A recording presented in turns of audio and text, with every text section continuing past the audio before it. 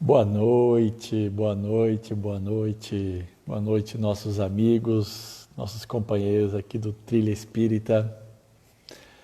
Esse nosso canal que a gente criou com tanto carinho e que tem encontrado nele o conforto em muitos momentos, né?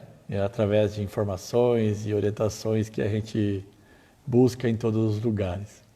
Hoje nós teremos uma participação super especial com um ícone hoje da exposição espírita do país, um grande estudioso, de coração grande, e vamos, na sequência, já buscá-lo assim, tão logo ele esteja aqui junto de nós, para que a gente possa dar início no nosso estudo. O assunto que nós estávamos entabulando para o dia de hoje, nós vamos falar um pouquinho sobre a questão do intercâmbio mediúnico e a sua finalidade educativa. E o nosso convidado de hoje será o Simão Pedro de Lima, né? Vocês podem segui-lo, para quem não o conhece ainda, vai no Instagram aí mesmo, Simão Pedro de Lima, tudo juntinho. Vocês vão encontrar a página dele, né? E vão ver a quantidade de informação, de qualidade, de dicas, de ensinamentos acerca da doutrina. Vou dando boa noite geral para todo mundo aí. Hoje estamos com uma ascendência muito grande de pessoas aqui já. Vamos verificar se o Simão já está aqui conosco. Vou convidá-lo para... E eu quero novamente, em nome do grupo Trilha Espírita, Boa noite, Simão. Boa noite, tudo bem? Tudo bom, graças a Deus, tudo em paz. Seja muito bem-vindo. Então vamos lá, né? Já que o nosso tempo aqui sempre é muito curtinho, eu vou dar boa noite em nome do grupo Trilha Espírita, que é uma atividade vinculada com as ações virtuais da Associação Espírita Irmão Marcos, é a casa espírita da qual nós nos filiamos. E através do Trilha Espírita nós temos levado todas o projeto que coordena toda a parte virtual, né? YouTube, Instagram, postagens. E nós temos um hábito de estar convidando pessoas para falar de algumas coisas, e tivemos a oportunidade de encontrar uma brechinha na sua agenda aí, né, Simão? Para vir falar aqui com a gente. Legal. Gente, quem não conhece Simão Pedro de Lima, está no Insta, pode seguir, aproveitar que ele tem muita informação lá. Professor universitário, historiador, mestre em educação, trabalhador da Seara Espírita aí na cidade de Patrocínio, Minas Gerais, e palestrante e conferencista em grandes e vários eventos pelo Brasil afora. Além de tudo isso, um grande coração, porque eu tenho participado de alguns eventos que ele tem participado e tenho identificado uma solicitude, uma fraternidade muito grande na hora de compartilhar aquilo que a gente sabe. E quando a gente encontra um coração bom assim, a gente tem que aproveitar bastante. Nosso assunto de hoje, intercâmbio mediúnico e sua finalidade educativa. Antes de a gente começar, Simão, alguns minutinhos para você dar os teus boa noites e aí a gente parte para o nosso tema. Para mim é uma alegria estar aqui com vocês, né? Muito, muito agradável. O convite que me foi feito, aceitei com alegria, como sempre faço.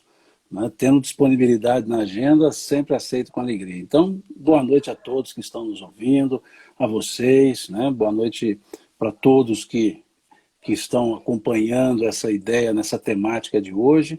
E vamos conversar. Estou aqui para a gente, mineiramente falando, bater uma prosa, né? um papo.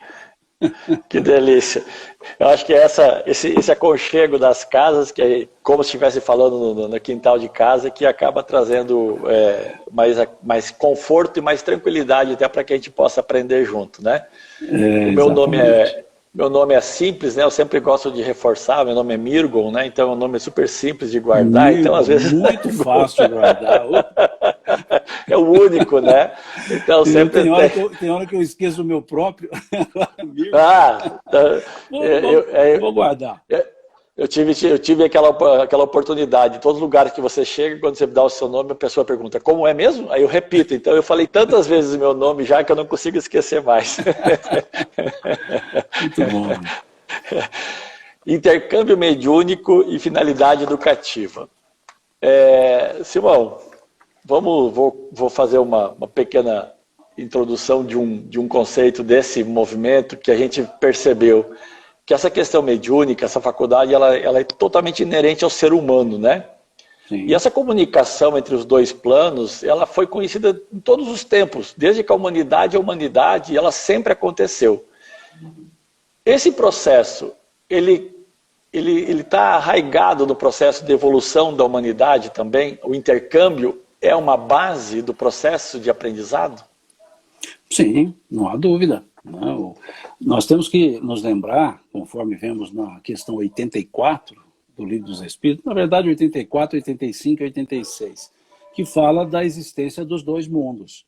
E lá, especificamente, diz que esses dois mundos se interrelacionam. O mundo espiritual e o mundo material. Os dois mundos da nossa existência. Então, quando olhamos lá a questão 86, né, vai dizer que eles se interrelacionam. E o aspecto da inter-relação é justamente, ou o canal da inter-relação, é justamente o fenômeno mediúnico. Então, nos permite receber as informações que nos chegam do mundo espiritual, os ensinos, e permite-nos também contactar com aqueles que, como nós, estão no mesmo nível evolutivo. Então, é uma faculdade, como você bem disse, inerente ao ser, né, ao ser espiritual. Kardec nos fala, no capítulo 20 do Livro dos Médiuns, que ela é radicada no organismo, né? E então é algo natural. E faz parte, sim, do nosso processo de evolução. A própria ideia, você também disse que já existe há tempos, ou seja, desde sempre você usou. E é verdade, desde sempre. O que acontece é que, com o passar do tempo, a faculdade foi sendo melhor compreendida, e aí entra a figura, né, do nosso codificador, Kardec, que faz, então, uma organização desse pensamento voltado para a mediunidade. Tanto que o Livro dos Médiuns, Kardec coloca um subtítulo. Ele coloca o subtítulo de Guia, né, dos Médiuns. Ou seja, ele faz ali uma sistematização. É como se o Livro dos Médiuns fosse a transição do senso comum para o senso crítico. E é essa a lógica. Então, perfeitamente, é processo evolutivo, faz parte, sim, e nos auxilia muito. Quando você cita o Kardec, nesse processo de consolidação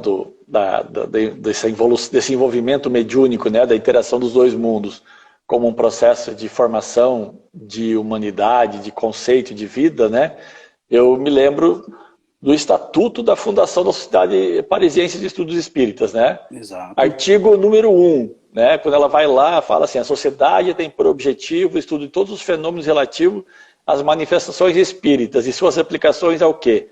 As ciências, quais delas e qual a primeira indicada? Ciências morais. Depois as físicas, históricas e psicológicas, ou seja, o codificador teve essa sagacidade ou essa interação com o mundo espiritual na consolidação de trazer esse processo de que mais do que um fenômeno, ela tem uma fundamentação na construção do ser humano. E quando a gente observa os exercícios mediúnicos nas casas, ou você tem visto essa percepção, que as pessoas têm cuidado desse detalhe, que às vezes é tão fundamental? É um elemento importantíssimo, né? As ciências morais, Kardec assim dizendo, e há sim a preocupação das casas espíritas em ter-se na mediunidade um estudo sério. Kardec, no capítulo 26 do livro do Evangelho segundo o Espiritismo, ele vai tratar desse assunto da seriedade da mediunidade. Ele vai dizer lá no capítulo 26 do Evangelho segundo o Espiritismo que a mediunidade é uma coisa santa, que deve ser praticada santamente. É o item 10 do capítulo 26. O que ele quer dizer com isso? Que é uma coisa séria. É um ditado latino que, na verdade, Kardec parafraseou, né? Há um ditado latino que diz sancta sunt extractunda santis. Coisas santas têm que ser exercidas com santidade. E Kardec foi fazer justamente a paráfrase para a mediunidade, dizendo a mediunidade é uma coisa santa, séria, que deve ser exercida santamente, seriamente. E isso, óbvio, se faz na casa espírita. Mas há casas que não fazem, então tiremos o nome de espírita. Por que eu digo isso? Porque Kardec, lá no livro Obras Póstumas, no capítulo que fala da constituição do espiritismo, ele diz o seguinte: o espiritismo não é solidário com aqueles a quem apraza dizerem-se espíritas. O espiritismo só reconhece como seus adeptos aqueles que praticam seus ensinos. E no campo da mediunidade, o primeiro aspecto que Kardec chama a atenção é para a seriedade. Para a seriedade do trato. Para tirar dos fenômenos mediúnicos um efeito moral. É o que ele coloca na conclusão de número 7 do Livro dos Espíritos. Quando ele diz que o Espiritismo se nos apresenta sobre 3 aspectos. O da manifestação, o dos efeitos morais advindos das manifestações e da aplicação desses efeitos na vida cotidiana. Então, quando se fala da mediunidade pelo prisma espírita, não é a fenomenologia. A fenomenologia é da natureza, é natural, é do ser espiritual. Agora, o que fazer com essa fenomenologia? E aí, sobre esse aspecto da casa espírita, das chamadas reuniões mediúnicas, Kardec nos sugere, lá no capítulo 29 do Livro dos Médiuns, as características das reuniões. E 2 ele chama a atenção: as reuniões frívolas e as reuniões sérias. E ele diz que as frívolas são aquelas dadas ao divertimento, não faz parte da casa espírita. São aquelas dadas à curiosidade, não faz parte da casa espírita. E as sérias são aquelas que buscam o aprendizado para aplicabilidade prática na própria vida. Essa é a ideia da casa espírita. E esse movimento de seriedade ou de compromisso com a evolução, com o processo de auxílio, de acolhimento, ele já está, ele esteve sempre implícito, né, no exercício do intercâmbio sério. Se nós, de uma certa forma, navegarmos um pouquinho mais para trás, e formos lá no Novo Testamento, né, a gente vê que o Cristo, através das suas curas, das suas atuações, das pregações, a própria ação dos discípulos que estavam sendo treinados para atender os loucos, os desvairidos, os sofredores de todas as ordens, eles estavam sendo educados no exercício desse intercâmbio, né?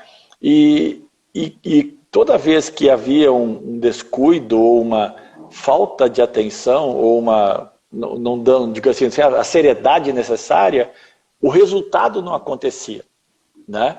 Então, o Cristo sempre foi muito, a gente vê que ele é muito duro no exigir o comportamento na atitude, naquele momento da ação do intercâmbio, de ser instrumento da fluidez do mundo espiritual para o mundo material.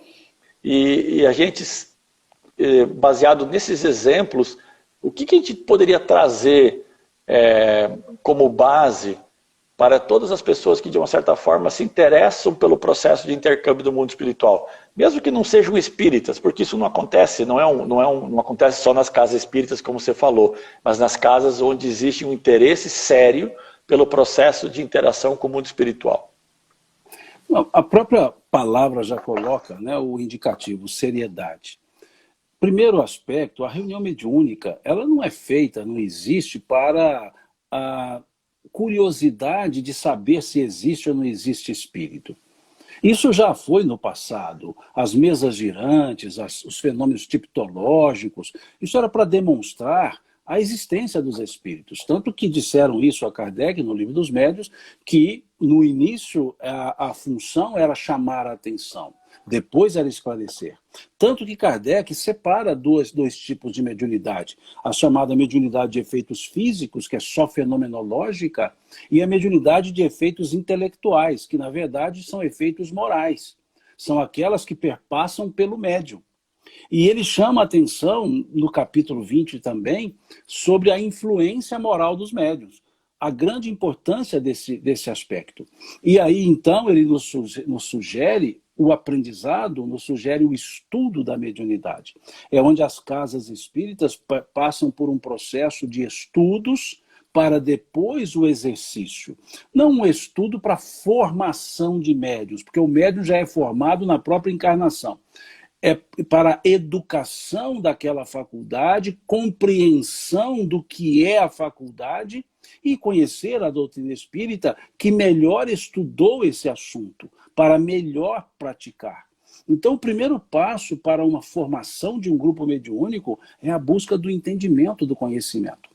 Kardec chama atenção para esse aspecto no Projeto Espírita de 1868, lá no Obras Póstumas, quando ele fala um estudo regular de espiritismo seria professado com o fim de fazer adeptos esclarecidos. Então, veja, adeptos esclarecidos é o primeiro ponto para se chegar, para se pensar numa reunião mediúnica. Esclarecer-se sobre a doutrina espírita, esclarecer-se sobre a mediunidade, para o exercício e entender o seu aspecto moral, que numa forma, por assim dizer, um pouco romântica, nós chamamos mediunidade com Jesus, ou seja, entender esse aspecto moral. E é importante, olha só, o nome já me esqueci. Mirgon. Mirgon. Veja só, amigo, esse aspecto da seriedade, o primeiro registro que nós temos é em Moisés. É interessante nós observarmos isso. Moisés, ele proibiu o exercício. E muitos dizem, não proibiu. Proibiu, isso não há dúvida. Dizer que ele não proibiu é não conhecer o Velho Testamento, é não conhecer a Torá. Ele proíbe. A pergunta é, o que ele proíbe? Porque se nós olharmos o versículo 6 do capítulo 20 do Levítico, da Lavra de Moisés, lá vai estar escrito: ai de ti se te dirigires a um evocador de mortos. Virarei meu rosto contra ti e te banirei da face da terra. Está lá. Se olharmos o capítulo 18, versículo 12 do Deuteronômio, também está a proibição. Não se ache no meio de ti quem faça passar pelo fogo o seu filho ou sua filha, nem quem se dê aos algouros, à magia, ao feiticismo, à evocação dos mortos, pois o Senhor abomina tais práticas. Então existem duas claras proibições. Mas a proibição é da faculdade mediúnica ou da forma que se exercia a faculdade. Primeiro, a faculdade é da natureza. É como se eu quisesse proibir a lei da gravidade. Ela continuará existindo, mesmo que eu a proíba. Mas ela continua. Então a mediunidade é da natureza. Mas o que então Moisés proibia? E sem especulações, nós vamos nos valer de Moisés. Porque ele vai explicar por que ele proibiu. Só que nós precisamos de um outro livro de Moisés, o Números, lá no capítulo 11. Ele escreve Gênesis, Êxodo, Levítico, Números, Deuteronômio. No Levítico e no Deuteronômio vem a proibição. Agora, no Números, capítulo 11, lá no versículo 29 do capítulo 11, Moisés vai mostrar claramente o que estava sendo proibido. Porque na proibição estavam exclusos 70 homens, 70 anciãos. Aos 70 anciãos, que eram chamados grupo dos 70, era permitido o uso dos dons proibidos. Aos 70, desde que reunidos numa tenda. Tá. Numa das reuniões, narrada então no capítulo 11, versículo 29 do Números, terminada a reunião, saindo Moisés com os anciãos, chega uma pessoa dizendo a Moisés: Senhor, eis que 2 que não fazem parte dos 70, são eles, Eudade e Medade, estão exercendo os dons proibidos. E Josué diz assim: vamos proibi-los. E Moisés vira-se para Josué e diz: não, deixai-os assim fazer. Quem nos dera se todos em Israel fizessem como esses 2? Veja. Havia uma proibição, 70 por dia, 2 não eram dos 70 e faziam o uso dos dons. E Moisés diz: quem nos dera se todos fizessem como eles fazem, com a seriedade que eles fazem. E é isso que já vem desde Moisés. E muitos ficam com a ideia da proibição. Ele não proíbe a faculdade, ele não proíbe o exercício, ele regula a forma de se fazer. É o primeiro regramento. Depois, se nós observarmos no capítulo 19 do Atos dos Apóstolos, lá no versículo, salvo engano, versículo 11, salvo engano, nós temos ali uma típica reunião mediúnica, por assim dizer, como Kardec chamava, frívola. O que nós temos nesse capítulo 19 do livro Atos dos Apóstolos, lá do Novo Testamento, Atos dos Apóstolos, dizendo o seguinte, o autor, Lucas: em nome de Jesus, Paulo fazia maravilhas, de sorte que até as suas roupas, quando levadas aos doentes, eles se viam curados. E eis que, sabendo disso, 2 exorcistas, filhos do principal do sacerdote, começaram a expulsar um demônio, dizendo: em nome de Jesus, a quem Paulo prega, eu vos digo, saia desse homem. E o espírito imundo, virando-se para os dois, disse: Jesus nós conhecemos, Paulo sabemos bem quem é, e vós, quem sois? E avançando-se sobre eles, feriram-nos e eles fugiram. Vejam, uma pseudo-autoridade. Então nós temos no Ato dos Apóstolos, nesse capítulo 19, o segundo regramento. Qual? Respeito. O primeiro regramento é Moisés, seriedade. No Ato dos Apóstolos nós temos um segundo regramento, respeito. Respeitar aquele espírito que se comunica. E se nós olharmos mais um pouco, nós veremos na carta de Paulo, na primeira carta de Paulo aos Coríntios, no capítulo 12, salvo engano, versículo 7, salvo engano. O que ali Paulo fala? Ele diz assim: os dons do Espírito são dados a cada um para aquilo que for útil. Vejam, os dons do Espírito são dados a cada um para aquilo que for útil. E ele, Paulo, na mesma carta, no mesmo capítulo 12, ele descreve os dons. Ele diz assim: a uns, pelo Espírito, é dado o dom da profecia. A outros, pelo mesmo Espírito, o dom de falar em línguas. E a outros, ainda pelo mesmo Espírito, de entender as línguas. E a outros, pelo mesmo Espírito, de ver os Espíritos. E a outros, de discernir os Espíritos. Então ele elencou ali quais são as faculdades mediúnicas, os dons. E foi dizer que os dons do Espírito são dados a cada um para aquilo que for útil. Qual é o terceiro regramento? Utilidade. Seriedade em Moisés, respeito em Paulo, utilidade no Ato dos Apóstolos e utilidade em Paulo. E aí vem Kardec, que eu já citei aqui, falando da transcendência da mediunidade. A mediunidade é uma coisa santa que deve ser exercida santamente. Capítulo 26 do Livro dos Médiuns. Então veja que corolário nós temos para poder falar da mediunidade, para entendê-la. E olha que não entramos no Livro dos Médiuns ainda.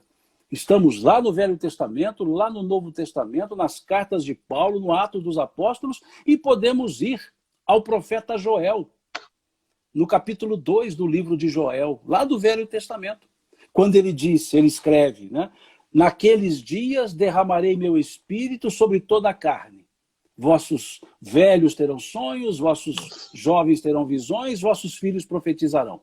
Veja, naqueles dias derramarei meu espírito sobre toda a carne. Por isso Paulo dizer, pelo Espírito, pelo mesmo Espírito, é esse o aspecto que nós devemos buscar na mediunidade, e não a fenomenologia. Porque a fenomenologia, ela por si só, ela não leva a nada. Mas a partir do momento que fazemos reflexões e percebemos aquilo que Kardec percebeu, a seriedade que estava naquelas manifestações, a utilidade que tinha aquelas orientações e o respeito que eles tinham para conosco e, obviamente, aguardavam de nós para com eles, é que levou Kardec a mudar todo o seu pensamento. Por que mudar seu pensamento? Se nós observarmos lá no Obras Póstumas, na segunda parte, Kardec vai falar da missão dele, né? O título lá é Minha Missão. E ele vai dizer que foi procurado em 1855, né, pelo Sr. Fortier, que disse para ele, professor Rivaio, as mesas andam, estão andando sozinhas. Ele diz assim, que demais tem nisso? Se nós podemos magnetizar uma pessoa, também podemos magnetizar um objeto. E aí esse Sr. Fortier diz a ele assim, mas as mesas falam, elas respondem às perguntas. Veja o comentário de Kardec. Provai que as mesas têm cérebro para pensar, nervos para sentir, e eu acreditarei. Do contrário, o que me contas, nada mais é do que história para nos fazer dormir em pé. Essa foi a frase de Kardec. 2 anos depois, ele vai à casa de Madame Plainemeson. E ele vê esses fenômenos. E da mesma forma que ele disse lá atrás, 2 anos antes, que era história para fazer dormir em pé, ele fala diferente. Ele observa aqueles fenômenos, ele participa com o Sr. Calotti de todo esse processo, e aí ele diz, enquanto todos se divertiam com aquelas aparentes futilidades, eu entrevia naquelas manifestações a manifestação de uma nova lei da natureza, ou de uma lei da natureza, melhor dizendo, que o homem jamais sonhou conhecer, e me propus a estudá-la.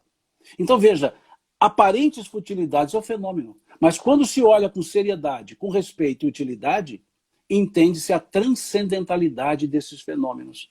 E aí sim, eles passam a ser úteis para todos nós. Desculpe porque eu alonguei um pouco aqui na resposta. Maravilhoso. Aqui a ideia mesmo hoje nós queremos aproveitar da sua história, do seu conhecimento. Mas quando você estava falando, eu não quis interromper, mas a sensação que nós temos, quando a gente fala do processo de interação mediúnica e como um processo educacional da humanidade, a gente vê ao longo da história que ela sempre foi exercida por um grupo chamado, vamos dizer assim, os iniciados, né? Que eram os seletos. Assim como foi evoluindo, na época de Moisés, nós tínhamos os 70, mais os 2, né? Nós tínhamos e esses 70... 2 foram nominados, Eudade e Medade, não são 2 qualquer, não. Não são qualquer, não. Eu gosto muito, agora vou até fazer, eu gosto muito das coincidências, né, que a evolução da história vai trazendo, né? Se você vai pegar a codificação, nós temos o Pentateuco. Você pega Moisés, ele tem um Pentateuco, né? Você pega a estrutura do Sinédrio, do pensamento dos judeus, tem 72 doutores da lei, né? Você tem 72 ministros em nosso lar, e aí, né, Moisés tinha 72, 70 mais 2 lá também. Mas assim, a mediunidade sempre teve essa questão de ela ser dada para iniciados. E o que eu percebo? Que ela tem uma similitude com o processo de conhecimento da humanidade como um todo. A educação também era para iniciados por muito tempo. Por quê? Porque são processos, na minha percepção, muito sérios. E que se eles não se basearem nos conceitos que você nos trouxe, né, de utilidade, de seriedade, você perde o verdadeiro sentido de existência. E com Kardec, abre-se as portas. Assim como a humanidade começou a abrir o processo de educacional, ele deixou de ser uma coisa restrita para a humanidade, da metade do começo dos anos 1800 para cá, a educação começou a ser propalada como um processo que deveria alcançar muitas pessoas. O espiritismo vem na mesma, a mediunidade, o intercâmbio com o mundo espiritual, ele também tem tipo um abrir de portas, né? Sim. Isso, nós estamos perto, se for analisar, nós estamos perto de um novo estágio do intercâmbio mediúnico, porque hoje nós estamos diante de uma nova forma de aprender. A educação está sendo completamente transformada. Você acredita que o intercâmbio com o mundo espiritual também está muito perto de nós termos uma nova forma de ele ser realizado? Vamos lá. Deixa eu começar na sua primeira observação. Médiuns, como aqueles seres especiais, né? Como se fosse aquele grupo de iniciados. Uhum. Emmanuel dá uma corrigida nisso. Sim. Lá na questão 382 do livro Consolador, é muito interessante essa questão. Pergunta-se a Emmanuel o seguinte: qual a verdadeira definição da palavra mediunidade? E Emmanuel dá uma resposta dividida em 2 parágrafos, com 2 características diferentes. Primeiro, ele vai falar da pertinência. Ele vai dizer assim: a mediunidade é aquela luz prometida pelo Divino Mestre que seria derramada sobre toda a carne aos tempos do Consolador prometido, atualmente em curso na Terra. O que Emmanuel está fazendo com essa frase? Ele está nos remetendo à profecia de Joel. Naqueles dias derramarei meu espírito sobre toda a carne. Mas veja, aí Emmanuel diz, é aquela luz que seria derramada sobre toda a carne. Então ele já explica, já está acontecendo. E Joel fala, naqueles dias, naqueles, significa que haveria um momento. Naqueles dias, ou seja, ela não aconteceria de qualquer forma, teria um momento adequado. E Emmanuel fala esse momento na primeira parte da resposta. Veja, é aquela luz prometida pelo Divino Amigo, e ele já fala Divino Mestre, aliás, e ele já fala prometida pelo Divino Mestre, como o quê? Jesus dizendo para Joel. Veja, prometida pelo Divino Mestre, que seria derramada sobre toda a carne aos tempos do Consolador prometido, atualmente em curso na Terra. Então, o que é o tempo aprazado? Qual era o tempo que Joel colocou? O advento do Espiritismo. Ali é que nós temos a nova forma de lidar com a mediunidade. Ali começa o nascimento de uma mediunidade que não tem grupos de iniciados, com o advento do Espiritismo. Era o momento adequado da humanidade. Tanto que Emmanuel, no livro A Caminho da Luz, escreveu que o Espiritismo veio na hora psicológica das grandes transformações ajustar o espírito humano. Hora psicológica, ou seja, na hora certa, na hora determinada. Então Emmanuel diz que a mediunidade seria derramada sobre toda a carne, como Joel havia dito, como está lá no Atos dos Apóstolos também, mas que aquele momento que Joel falava era o advento do Espiritismo. Então, Kardec, ele simboliza, como eu disse antes, a passagem do senso comum sobre mediunidade para o senso crítico sobre mediunidade. Então, na verdade, o primeiro ponto que modifica o exercício é ali. E Kardec chama atenção para isso. Né? Capítulo 14 do Livro dos Médiuns, quando ele diz, todo aquele que sente em grau qualquer a influência do espírito, de um espírito, é por conseguinte médium. Pode-se dizer que todo mundo é mais ou menos médium. Embora tenha um monte de médium mais ou menos também. Mas ele falava mais ou menos médiums. Né? Por quê? Porque a faculdade é geral. Isso é lato sensu, porque ele também dá uma explicação. Depois ele define estrito sensu, porque logo em seguida ele diz, todavia, tal designação, ou seja, médium, não se dá senão aqueles cuja faculdade se dá de forma ostensiva, patente de demonstrações, então já muda um pouco o sentido. Então tudo isso Emmanuel nos explica. Depois, no segundo parágrafo da resposta, é que vem o aspecto de destronar os médiuns. Ele diz assim na segunda parte da resposta, se a mediunidade tem as suas lutas e os seus percalços, é a melhor oportunidade de redenção oferecida por Deus aos seus filhos misérrimos. Redenção, no aspecto de redimir, de remir também. Então, mostrando que se é um aspecto de redenção, é porque aqueles que estão sendo redimidos têm um passado a ser trabalhado. Então, não é um presente no sentido de mérito, é um presente no sentido de necessidade. Então, a mediunidade passou a ser uma necessidade. Porque, vejam, é a melhor oportunidade oferecida, de redenção oferecida por Deus aos seus filhos misérrimos. E para clarear ainda, Emmanuel nos traz uma outra forma no livro chamado Emmanuel, no capítulo 11. No livro Emmanuel, capítulo 11, Emmanuel nos dá uma definição de médium. Lá, o título do capítulo é Quem são os médiuns em sua generalidade? É o título do capítulo, é uma pergunta. E Emmanuel responde, os médiuns, na sua generalidade, não são missionários na acepção comum do termo. São almas que fracassaram desastradamente, que contrariaram sobremaneira o curso das leis divinas, e que resgatam, sob o peso de severos compromissos e ilimitadas responsabilidades, o seu passado obscuro e delituoso, constantemente enodoado de clamorosos erros e graves deslizes. Olha que definição que Emmanuel dá. Depois de ler essa definição, a gente fala assim, não sou médium mais, deixei de ser. Nunca quis. Não, deixa pra lá, nunca quis. Porque, perceba, aí nós entendemos o porquê que ele fala de redenção no Consolador. Sim. Mas, lógico, na sua generalidade, porque tem sim os médiuns missionários, sem dúvida. Pouquíssimos. Tem. Mas a grande maioria são médiuns, ou seja, são almas que estão aqui para o resgate. Então não é privilégio, é necessidade. E aí entra o aspecto educacional que você está dizendo. É o segundo emprego. É o segundo...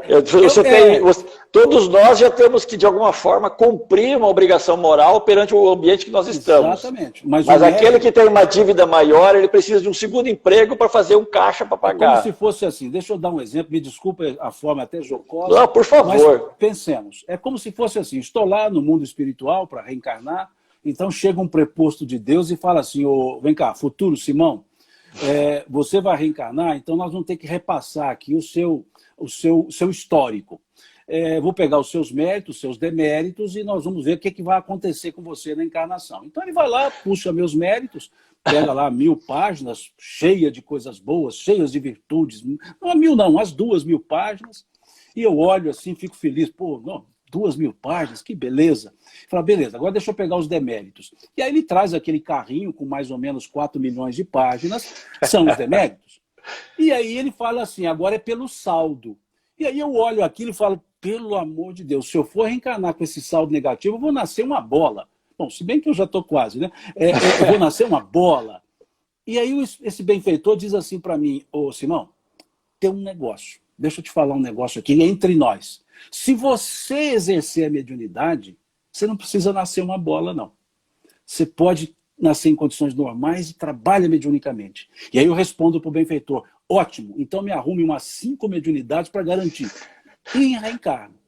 E aí eu venho para cá, a mediunidade foi em função de uma remissão, e eu não exerço. Começo a brincar com o negócio. E aí a bola vai aparecendo. No meu caso, apareceu na barriga. Ela foi indicando, você não está cumprindo o compromisso. Você não está cumprindo o compromisso. Então, mediunidade não cria problemas. Mediunidade evita aqueles problemas que eu já criei. Então, ela resguarda e diz, deixa quieto aqui, deixa ele redimir-se. Isso é a mediunidade. E aí entra a necessidade do aspecto educativo. Porque se eu sou necessitado, o primeiro elemento que já me vem, a reunião mediúnica não são para os espíritos encarnados. Elas são para os encarnados. Para a educação dos que estamos aqui. É fácil entender isso. Quando começou a existir reunião mediúnica da forma que nós trabalhamos, né, sistemática? Quando que começou a existir? Depois do Espiritismo. Sim. Antes do Espiritismo não havia reuniões mediúnicas. Se a reunião mediúnica é só para esclarecer espírito, como é que ficavam os espíritos antes do Espiritismo? Então quer dizer que nenhum espírito foi esclarecido antes? Lógico que foi. Pelos próprios espíritos. Eles não precisam de nós, mas eles nos dão essa concessão para que possamos, no diálogo com os espíritos, aprender com os atos bons que eles praticaram, e com os erros também. Porque quando eles nos contam as suas desditas e nos contam o porquê, eu posso redirecionar o meu caminho, eu posso aprender. Daí, muito sabiamente, Hermínio escreve uma obra muito belíssima, belíssima, aliás, que chama A História que os Espíritos Contaram. E ali não tem nenhum benfeitor contando. São só espíritos mostrando os seus processos, os seus problemas. E quem se educa com isso? Quem está aqui, encarnado. Então, o outro pedestal que Emmanuel já vai tirar é o pedestal de que reunião mediúnica é para orientar espírito desencarnado. Reunião mediúnica é para aprendermos, para nos educar. E eles abrem uma concessão e deixam a gente dialogar com os desencarnados. Mas não com o olhar de que eu sou melhor para orientá-los. Não. 2 necessitados, mineiramente falando, 2 capengas, cada um com a sua capenguice, tentando aprender um com o outro. E isso é o processo educativo. Esse é o aspecto da mediunidade que Hermínio Miranda chamava de mediunidade com Jesus, onde eu posso aprender e sair daquela ideia, pseudo-ideia, que eu estou orientando os espíritos, que eu, o médium, sou imprescindível para os espíritos. Não. Eu, o médium, agradeço a Deus que tenho na mediunidade uma oportunidade mais profunda de aprender sobre a realidade da vida. É esse o aspecto. Poderíamos aprender sem necessidade disso, mas aí, o desandar que a gente cria, acaba que eu preciso dessa faculdade. Embora ela seja minha, seja do espírito, mas eu preciso exercê-la. E aí Kardec nos dá o indicativo.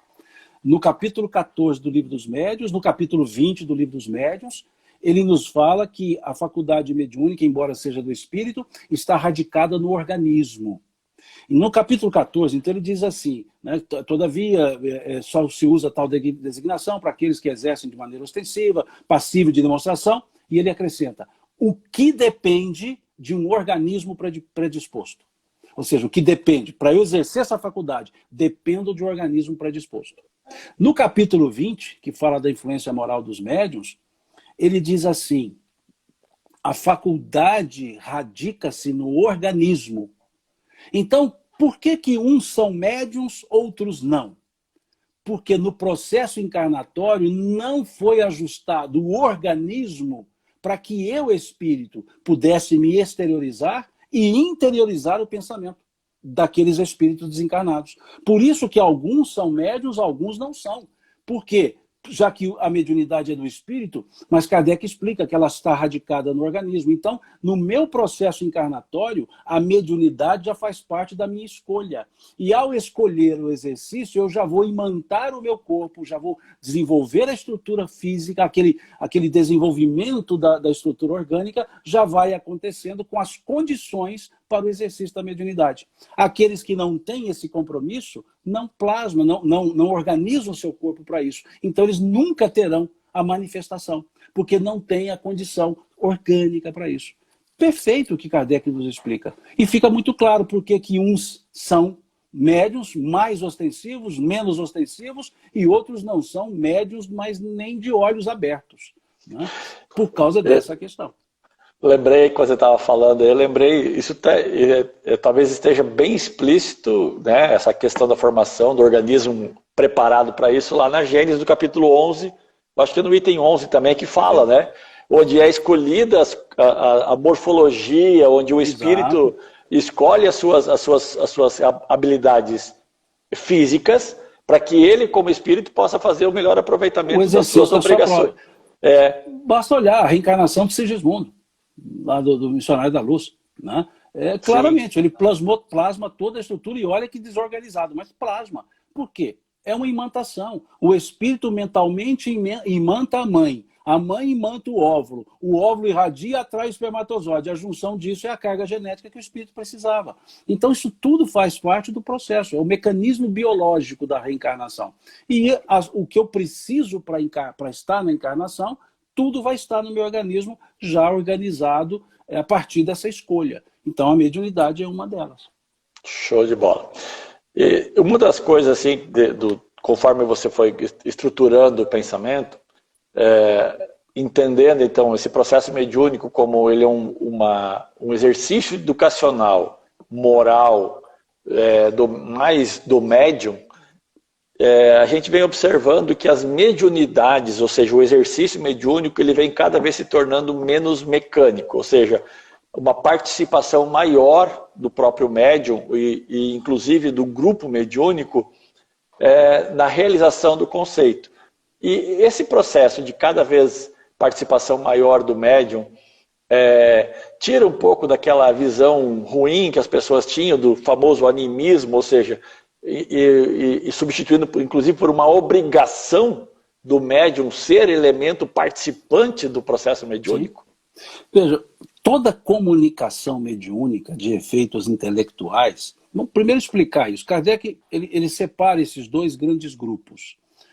No Livro dos Médiuns, as chamadas faculdades de efeitos físicos são aquelas que os espíritos atuam diretamente na matéria, utilizando-se da energia depois, bem depois de Kardec, chamada ectoplásmica, porque Kardec não usou esse termo, é um termo dos russos, a ectoplasmia, que utilizam essa energia, que seja ectoplasma, do encarnado, muitas vezes sem ele saber, e eles atuam direto na matéria. São os nomes, as faculdades que são precedidas pelo prefixo, óbvio, né, precedida pelo prefixo, que tem o prefixo pneuma, né, quer dizer espírito. Então, pneumatografia, escrita direta. Pneumatofonia, voz direta. Então, são as faculdades de efeitos físicos. E depois, num outro grupo, Kardec coloca as faculdades de efeitos intelectuais. Não é intelectualismo vazio. Efeitos intelectuais. Por quê? Porque perpassa pela mente do médium. São aquelas cujo prefixo não é mais pneuma, mas psico. Psicografia, psicofonia, psicoforia, psicopictografia, ou seja, psico passa pela mente do médium. Aí, efeitos intelectuais. Então, nas faculdades mediúnicas de efeitos intelectuais, toda manifestação tem um fundo anímico. Toda tem. Perfeito. O trabalho do médium... Por quê? Porque perpassa pela mente do médium. Se é em alta velocidade, se é consciente, inconsciente, não interessa. Mesmo inconsciente, é o que está na mente do médium que vai ocorrer. Até abro um parêntese. Tem muitos médiuns que têm uma certa falta de educação na hora da mediunidade, né, do exercício, dão tapa na mesa e etc. Falam, não, mas eu sou inconsciente. Não, você é inconsequente. Porque inconsciente é não lembrar do fato posterior. Mas o espírito utiliza as reações naturais que o médium já tem. Se aquele espírito de manifestação quer falar assim, eu vou dar um tapa nessa mesa, e eu sou uma pessoa que não dou tapa em mesa, nem inconsciente eu daria esse papa. Mas se eu já sou chegado a um tapinha na mesa, é fácil, ele vai dar à vontade e dou o tapa. Então veja, por isso que eu falo, é inconsequente. Então, independente se é inconsciente, se é consciente, sempre tem a mente do médium. Então, por isso que Kardec diz que toda comunicação mediúnica tem um fundo anímico. O trabalho de educação mediúnica, que alguns chamam de desenvolvimento mediúnico, né, a pessoa desenvolve sozinho. Isso é da natureza. É educar esse desenvolvimento. O processo de educação mediúnica é justamente para ir diminuindo o fundo anímico, diminuindo a presença maior do médium. Muitas vezes as pessoas confundem animismo com mistificação.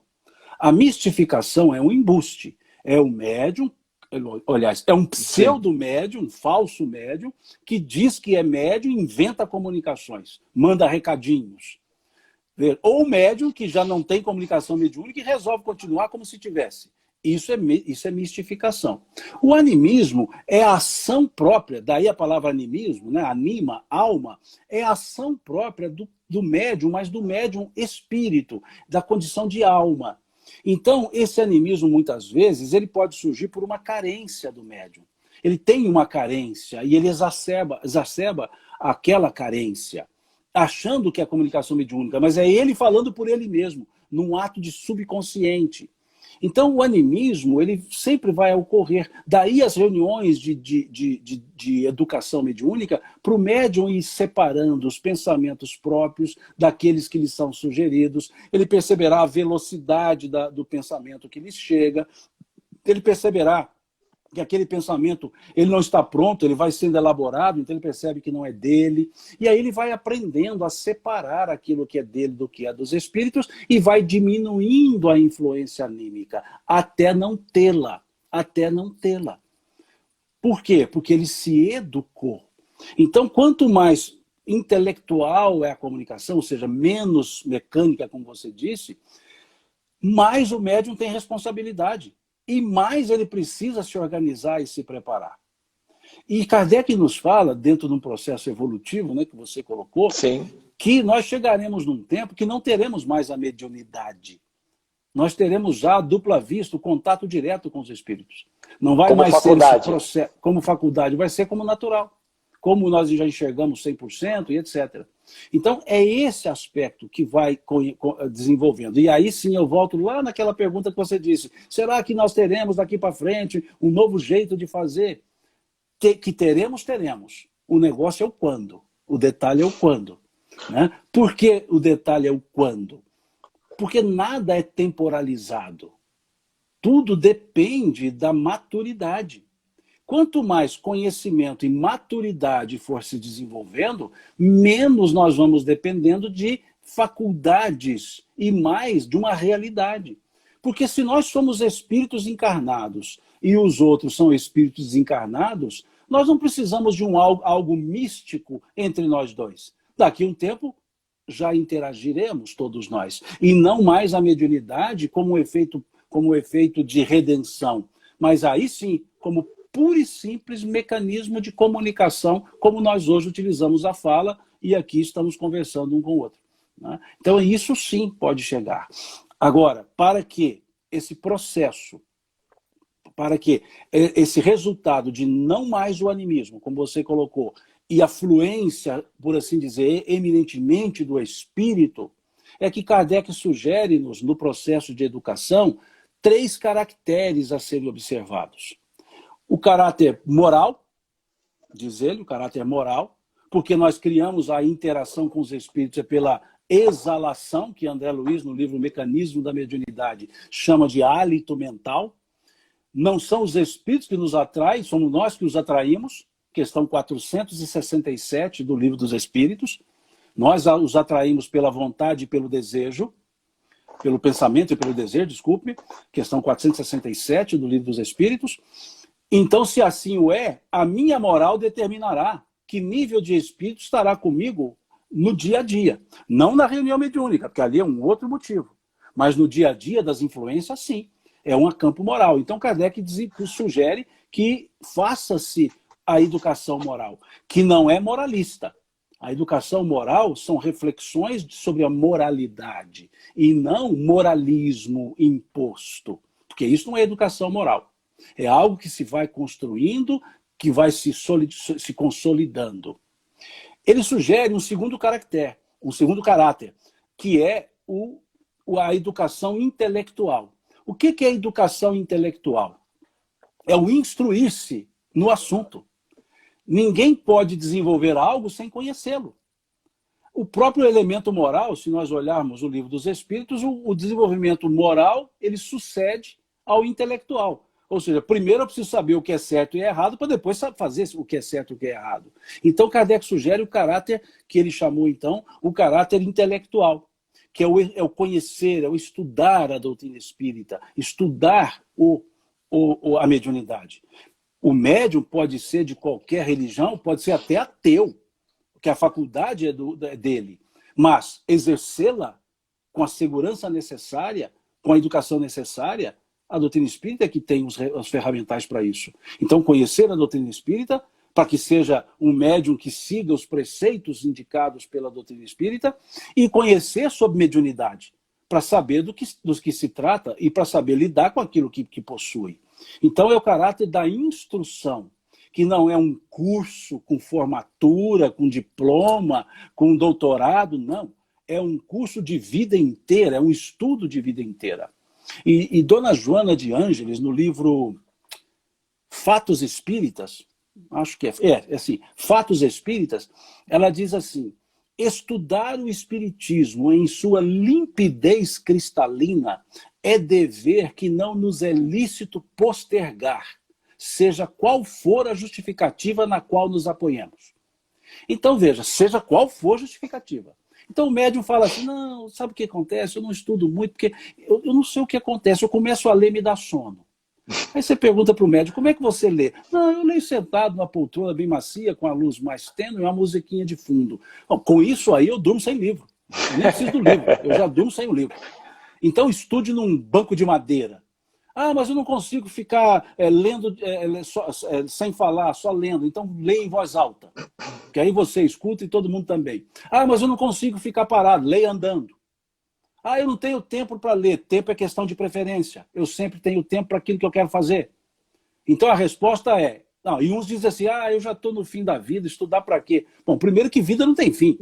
Nós somos imortais. Ah, não, mas da encarnação. Então tá bom. E aí André Luiz, aliás... Já está querendo fazer acordo para a próxima já. Para a próxima.